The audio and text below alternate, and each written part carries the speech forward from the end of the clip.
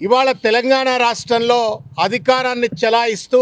ఒక రాక్షసత్వాన్ని ప్రదర్శిస్తూ ఇవాళ నిరంకుశ వైఖరితో పేద దళిత వర్గాల యొక్క భూములను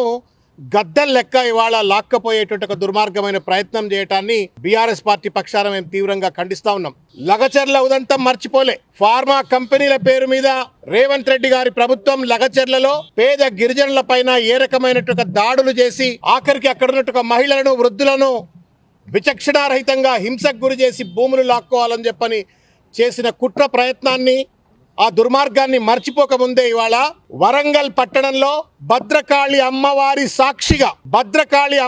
సాక్షిగా అక్కడ ఉన్నటువంటి ఒక దాదాపు 60-70 సంవత్సరాలుగా అక్కడ ఉన్నటువంటి ఒక దళిత కుటుంబాలను అత్యంత దుర్మార్గమైనటువంటి ఒక రీతిలో అభివృద్ధి పేరు మీద కబ్జా చేయాలని చెప్పని కూల్చివేయాలని చెప్పని బుల్డోజర్ రాజ్యం చెలాయిస్తూ రేవంత్ రెడ్డి గారి ప్రభుత్వం అత్యంత దాష్టికానికి పాల్పడుతున్నటువంటి ఒక విషయాన్ని తీవ్రంగా ఖండిస్తూ ఉన్నాం.